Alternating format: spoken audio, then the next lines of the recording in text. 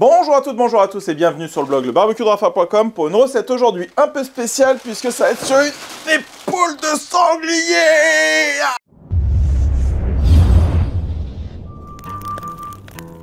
Alors, c'est vrai que jusqu'alors, j'avais pas d'amis chasseurs et c'était très difficile pour moi de trouver de la biche, du chevreuil, du sanglier. Mais vous êtes tellement nombreux à me poser des questions sur comment faire du sanglier filoché, comment cuire bien un chevreuil, comment faire tout ça, que je me suis dit, on va faire une petite série sur ça. Et on va commencer par un morceau qui est vraiment pour le moment, et donc avec une épaule de sanglier. Et on va voir les petites techniques pour le transformer en effiloché, j'allais dire en pulled pork, mais c'est comme un effiloché de porc, mais un effiloché de sanglier. Alors, mon domaine, c'est plutôt la cuisson que la boucherie, mais on va quand même passer par une petite partie boucherie, parce que vous voyez, il y a encore les poils juste ici. Voilà, elle est vraiment costaud et je vais vous faire voir comment la couper et toutes les étapes à faire. La marinade, la saumure, la fumaison, la cuisson, enfin voilà, tout sera expliqué dans ce tuto. Alors ici on voit très bien la colonne, on voit les côtes. Alors on va refaire une découpe de tout ça et on va surtout enlever les poils ici, hein, parce que vous voyez il y en a de tout le côté. Voilà, donc ça va être la partie un petit peu plus compliquée, on va dire. Et pour ça, on va couper ici. Alors voilà, donc là il y a la pâte, hein, on la voit bien, voilà. Et donc là, il y a comme une petite boule, donc on va couper au niveau de l'articulation, de toute façon on la voit, hein, l'articulation ici, et ensuite on va pouvoir faire une incision et enlever directement la peau. On va faire une première entaille, et ensuite on peut y aller à la scie.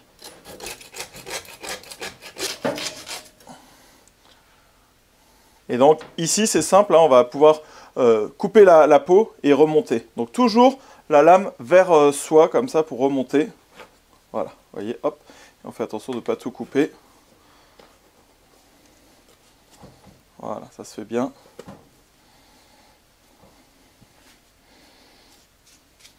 Voilà. Faites attention au tendon, évidemment. Voilà, et au fur et à mesure, elle va s'enlever facilement. Et l'idée, c'est vraiment de trouver ici, en tirant la peau, on peut faire un trou aussi pour bien agripper la peau, puis avec la pointe du couteau, voilà, on vient tracer des traits, on fait bien attention à la viande, comme ça, pour avancer, voilà, au fur et à mesure. Voilà, puis vous voyez, elle vient toute seule, comme ça. Voilà, je viens de terminer, comme ça. Allez, ciao la peau. Et voilà, ça fait une belle... je comprends pourquoi on voulait en faire des couvertures. Hein. Donc voilà, le truc c'est qu'il y a quelques petits poils, il va y avoir de la terre ici, on voit, mais regardez, c'est pas si mal quoi quand même, j'ai un beau morceau de viande ici. Allez, on va le nettoyer, on va le faire bien tout propre, et ensuite je vais vous montrer la coupe. Alors on pourrait le laisser comme ça, et passer directement à l'étape de la marinade. On va refaire tout propre, et je vous explique la coupe Boston Butt, le vrai, comme aux États-Unis. Je viens de le rincer, de faire tout propre, de changer également la planche à découper. J'ai enlevé l'ensemble des endroits où il y avait des poils. Alors regardez, il en reste encore, ça c'est toujours un petit peu plus compliqué. Mais voilà, donc on fait bien attention. Et maintenant on va pouvoir sécher le tout avant de commencer la découpe. Voilà, donc là on a enlevé, donc là c'est là où il s'est pris la balle. On enlève bien tout et on va faire propre. Alors, en prenant comme ça, donc ici il y a la jambe, donc on va couper entre la 3 et 4e côte, donc c'est simple, on appuie 1, 2, 3, 4. On va devoir faire un trait dans ce sens-là. Donc grosso modo, ce que l'on peut faire, c'est tirer une ligne du bas de l'épaule ici, et dans ce sens-là.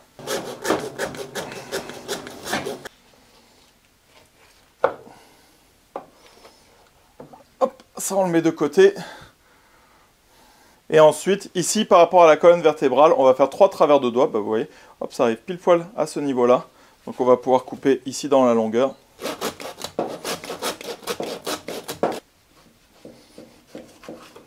Et là, on a notre Boston Butt. Voilà. Normalement, le vrai Boston Butt, ça va être sans les os, mais on peut le garder, là, il n'y a pas de problème. Voilà, donc là, on a nos 2 morceaux d'épaule. Regardez comme ils sont beaux. Voilà, je pense qu'on va faire fumer les deux, on aura la place très largement pour les deux. Alors là, du coup, il faut enlever ces petites membranes, ici, les petites aponevroses, comme ça, sur le dessus, qui vont pas fondre, en fait, et qui vont donner un goût toujours un petit peu plus gélatineux à la viande. Donc voilà, on enlève, et vous voyez encore des petits coups comme ça, et ça s'enlève très bien. Voilà, et là, on l'a récupérer ici. Donc on a dit qu'on pouvait ou pas garder les os. Nous on va enlever les os là, de la colonne vertébrale ainsi que des côtes qui sont juste ici. Donc on va y aller mais en faisant tout doucement. Et voilà, on a terminé notre coupe. Donc vous voyez c'est carré, ça correspond exactement à la coupe du Boston Butt avec l'os de l'omoplate qui est juste ici là. Voilà, la forme. Comme ça, bon bah parfait, écoutez on a une belle forme, on va pouvoir maintenant faire une étape hyper importante qui est la marinade. Bon bah voilà, la première phase est passée, on a enlevé la peau, on a tout fait propre, on a fait une belle découpe, alors ça c'était facultatif, hein, vous pouvez faire l'épaule entière, ça passe très très bien également, mais en enlevant toujours la peau comme ça, c'était pour vous montrer en plus la découpe, pour vous faire vraiment le tuto complet, pour faire exactement comme le vrai pulled pork aux États-Unis. Alors, deuxième étape. Normalement, sur du pulled pork, on va déjà, donc sur une échine de porc, on va venir directement mettre, ou une palette, on va directement mettre le rub et on va mettre ça au fumoir. Le problème sur de la viande sauvage comme ici le sanglier, quoique celle-ci elle est assez, il y a du bon gras intramusculaire, mais il va falloir faire une marinade. Alors souvent, je vous dis qu'en fait, une marinade, ça sert pas à grand chose parce que les épices vont pas vraiment pénétrer au cœur de la viande. Il n'y a que le sel qui peut venir pénétrer au cœur de la viande et que ça va rester en surface. Sauf pour les marinades acides avec du lait Ribot par exemple, avec du soda ou avec du vin. Et le vin, c'est vraiment parfait pour tout ce qui est gibier. On va faire deux choses. On va faire une marinade, du coup, pour attendrir la viande. Alors, prenez pas de la piquette, machin. Moi, j'ai pris... bon, j'ai pas pris un super truc non plus, mais voilà, on va juste chercher ça. On va rajouter les épices que l'on veut là-dedans, mais surtout, on va faire aussi un saumurage pour venir garder l'humidité à l'intérieur de la viande. Donc, plusieurs choses. Le vin pour attendrir, la saumure pour garder la jutosité, et ensuite vous rajoutez les épices que vous souhaitez pour le goût. Moi c'est très simple, on va faire comme avec mes petites épices ici, de chez Spice, donc le mix saumure. Alors ça c'est une saumure à 8%, donc nous on va diminuer, c'est-à-dire que normalement dans 1 litre on va mettre 100 g de ça, donc là on va mettre 50 g par litre. Allez, je vous montre comment on fait maintenant. Donc là, on va venir mettre les 5 litres de vin. Alors, franchement, je pense que 3 litres, ça suffit. Mais comme je ne vais pas en faire grand-chose après, je vais mettre les 5 litres. Alors là, bon, on a quasiment mis les 5 litres. Comme ça, on va partir sur 5 litres, c'est pas grave. Donc, je vous ai dit que pour une saumure à 4%, ça veut dire que pour 1 litre, il faut 40 g de sel. Donc, pour 5 litres, il va falloir 200 g de sel. Ici, normalement, ça c'est pour une saumure à 8%, donc on va mettre la moitié. Donc il faut 100 g normalement par litre d'eau. Là, on va en mettre 50. Donc 5 x 5, 25, on va mettre 250 g de mix saumure. Vous pouvez mettre du coup, si vous faites juste avec du gros sel, je vous ai dit donc 40 g au litre, donc là je vous aurais mis 200 g de gros sel. Soit vous faites chauffer, soit juste en mélangeant comme ça, c'est un poil plus long mais ça mélange bien jusqu'à dissolution complète. Allez, là on est parti pour 250 g et après vous rajoutez les épices que vous voulez. Là il y a déjà des épices assez herbacées comme goût à l'intérieur. C'est pour une épaule entière, là j'ai déjà fait plusieurs choses avec. Quand vous achetez un pot comme ça, franchement, vous en avez pour une année hyper facilement et vous avez les meilleures saveurs. J'ai plus qu'à mélanger jusqu'à dissolution complète. Alors là, il faut vraiment y aller parce que quand c'est de l'eau, on voit bien. Quand c'est du vin, on voit pas grand chose, donc on y va. Hein, vous comptez environ 4-5 minutes de mélange. Alors clairement, vu le coût du vin aux États-Unis, c'est pas une technique qu'ils utilisent beaucoup. Ils vont faire dans d'autres éléments acides, mais ça revient au même. Et puis nous, en plus, on a le goût. Donc si vous voulez rajouter de l'oignon, de l'ail, du romarin, ce que vous voulez, c'est à ce moment-là. Et on peut plonger nos viandes de sanglier, il faut vraiment qu'elle soit bien immergée. On voit qu'il n'y a rien qui flotte à part cette partie-là, mais on va pouvoir mettre une assiette retournée pour le maintenir ici au fond.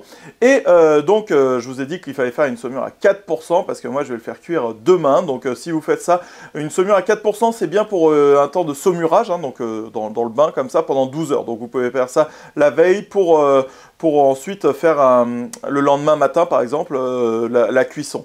Si vous avez un temps plus court, par exemple, vous auriez pu rester à 8% de sel, exactement comme la concentration que l'on retrouve là-dedans, mais le temps du coup de saumurage est plus faible, il va être de 6 heures. Bon, là, comme c'est pour demain matin, 4% c'est très bien, et je conserve ça directement au frigo. On se retrouve le lendemain, vous voyez, oh, bah, ça a même neigé, il faisait bien froid cette nuit, donc c'est parfait, c'est la bonne saison pour faire ça. Alors là, je vais faire la cuisson au kamado, mais vous pouvez la faire vraiment sur n'importe quel type de barbecue. J'ai des vidéos sur comment transformer son barbecue gaz en fumoir, comment transformer son barbecue à pelet, enfin pas à pelet, en kettle. Avec un pelet, vous pouvez le faire également, enfin voilà, c'est vraiment très très simple. Vous pouvez transformer en fumoir n'importe quel type de barbecue. Alors là, je mets la grille plus bas. Et là, après, vous fumez avec ce que vous voulez. Nous, on va faire des briquettes aujourd'hui, mais ça peut être du charbon, des pellets, du bois directement. Si vous faites ça à l'offset, ça revient quasiment au même. Voilà, on démarre ça. Tac, la petite cheminée d'allumage. Et pendant ce temps-là, on va se réoccuper du petit sanglier. Et donc, notre petit sanglier a passé la nuit dans son bain. Ici, alors, on va sortir les deux. Oh, regardez la couleur qui a vraiment changé. Super. Et voilà le Boston Butt. Alors normalement, un Boston Butt, c'est entre 3 et 4 kg. Si c'est 8 livres, bon, on y est exactement. Voilà, là c'est la découpe vraiment tip top. Et bah super, on va pouvoir du coup le sécher très légèrement. Et après, vous pouvez mettre le rub de votre choix. Évidemment, moi, ça va être le rub Sopasco ici. Donc, c'est mon rub, mon mélange d'épices. Donc, sel, oignon en poudre, paprika, ail en poudre, sucre, cassonade, origan. Et on va pouvoir le saupoudrer en étant assez haut, comme ça, pour pouvoir en mettre un petit peu partout. Voilà. On écrase très légèrement. On vérifie qu'on en met bien partout. On change de côté. Pareil ici. Voilà, et l'avantage avec ce pot, bah, c'est que comme ça a vissé, ça garde bien les arômes à l'intérieur et puis il n'y a pas de petits bouts qui peuvent sécher et se mettre ici. Bon bah parfait, voilà, on a nos pièces, on va pouvoir les mettre au fumoir maintenant. Voilà, on commence à avoir du blanc ici, donc on est bien. On va réorganiser ici un petit peu et on renverse la cheminée d'allumage au milieu. Je rajoute 2-3 copeaux de bois par-ci par-là. On va en mettre un peu plus ici, là, et un autre ici, parfait. Je mets ensuite le déflecteur, puis la grille. Je vais laisser monter jusqu'à 90 degrés maintenant. Voilà, 90, 100, la 200 c'est en Fahrenheit. On ouvre. En fait, l'idée c'est que ça a bien fait fondre déjà les graisses pour avoir une grille qui soit propre. Hein. Donc on passe ensuite la brosse pour que ce soit vraiment nickel. Parce que sinon après votre viande elle va avoir des marques noires et ça va donner un goût un peu âcre. Donc voilà. Vous voyez que quand ça tombe du coup ça fait de la fumée. Je peux disposer mes deux belles pièces juste là. Et donc ça c'est un autre avantage d'avoir fait la découpe, bah, c'est que finalement sur un barbecue kettle, donc un 57 cm, ça rentrerait, ça c'est un 61 cm, mais au lieu d'avoir la grosse épaule compliquée à mettre, bah, là on peut mieux disposer les pièces.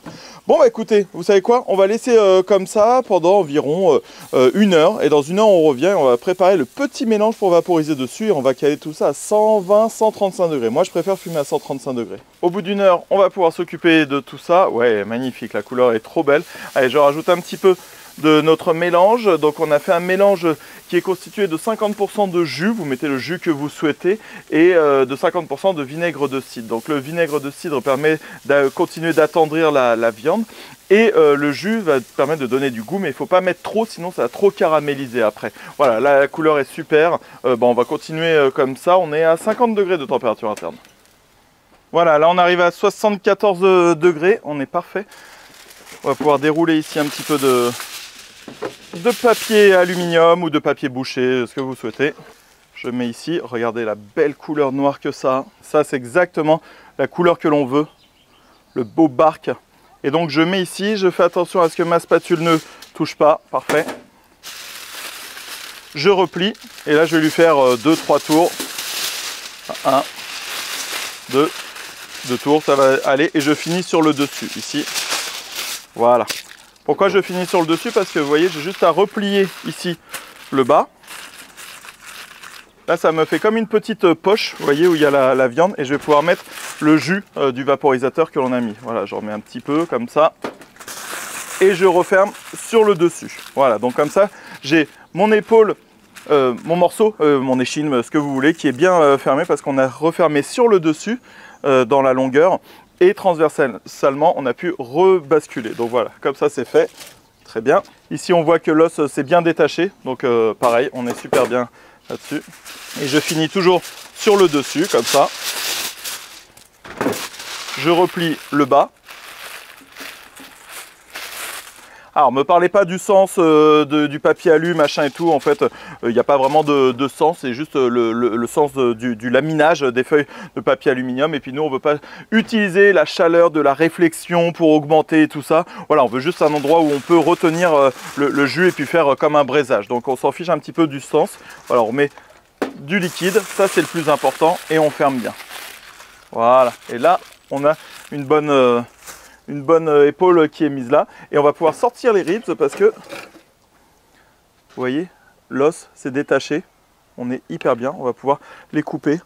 Ça va être top. Et ici, je peux remettre la sonde jusqu'à une température interne de 93-95 degrés. Donc voilà, là, 72, il s'est légèrement refroidi, mais toujours le barbecue à 135 degrés. On met bien la sonde. Voilà, on est super. Donc là, il y en a encore pour 2h30, 3h à peu près. Et voilà, on arrive à la fin de cette recette, donc on va regarder. J'espère que ça va être pas trop mal pour savoir si c'est bien. Voilà, ça doit vraiment rentrer comme dans du beurre, comme ça. Voilà, hop, voilà, zéro résistance. Donc absolument parfait. J'ai plus qu'à les enlever, à les mettre dans une glacière pendant environ 1 heure. Donc une glacière ou un bac comme ça. On est parti. Yop là, yop là. Voilà, comme ça. Et on se retrouve tout à l'heure pour les filochages. Allez, on arrive au bout de cette vidéo assez technique parce que vous avez vu, on est parti vraiment du produit brut, on a enlevé la peau, on a dégraissé, on a coupé exactement comme on voulait, on a enlevé les petits morceaux, les petits cartilages, les morceaux d'os. Également, quand on voulait pas, on a fait une saumure, je vous ai montré pourquoi on allait faire la marinade du coup avec l'acidité du vin. On a mis les épices pour le goût, on a mis du sel pour garder la jutosité, on a mis ça une certaine durée, ensuite on a fait fumer un certain temps, basse température, au barbecue. Donc voilà, c'est quand même assez technique sur pas mal de choses, mais l'heure de vérité est maintenant. On va aller voir ce que ça donne. Donc là, je sors de la glacière. Donc ce temps de repos est vraiment assez important parce que ça va permettre au jus de bien se remettre au centre de la viande. Et voilà, et quand on est comme ça, on va pouvoir ouvrir.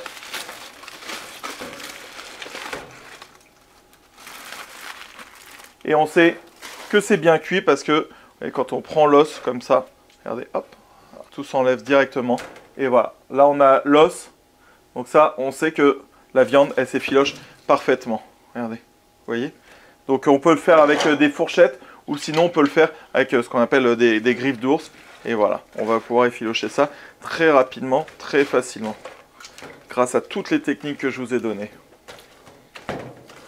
Et voilà, on a réussi à faire nos 3 kg d'effiloché de sanglier en vraiment très peu de temps. On retrouve le smoke ring, hein. Donc le smoke ring, vous avez vu, hein, c'est sur la partie extérieure ici, donc le plus proche de la croûte, du bark, où c'est rosé. Ça, c'est la réaction entre la myoglobine et la fumée qui va donner ce côté rosé. C'est pas parce que c'est pas cuit, hein, c'est vraiment à l'extérieur. Et vous voyez, avec cette technique, on a pu garder l'ensemble des jus et vraiment ça s'effiloche. Regardez-moi ça. Voilà. Là, on est vraiment sur la texture du porc effiloché.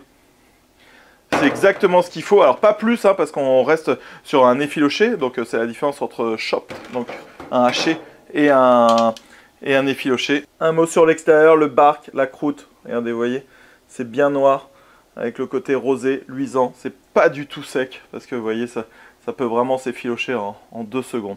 Parfait, le résultat est vraiment parfait. Et là, on va passer avec l'autre morceau. Oh, ça va être une dinguerie aussi, incroyable. Alors, on met tous les jus ici, voilà, on récupère hyper facilement. Et pareil, hein, là, la viande, elle va s'effilocher vraiment toute seule. Extraordinaire. Voilà. Il y a l'os qui vient absolument tout seul. Oh, c'est super. Magnifique. Le résultat est incroyable. Pas trop salé aussi, c'est une des questions que je pourrais avoir avec le fait d'avoir fait la saumure.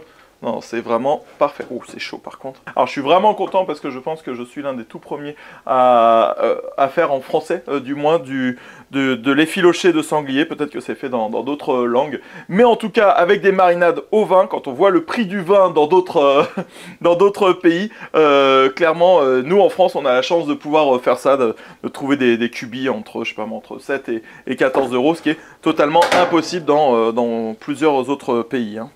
Donc ça, on est les seuls, et vous êtes les seuls à trouver ça sur lebarbecuedrafa.com. On est toujours sur une viande, même cette partie-là, hein, qui s'effiloche de dingue. Toute l'épaule, hein. Toute l'épaule.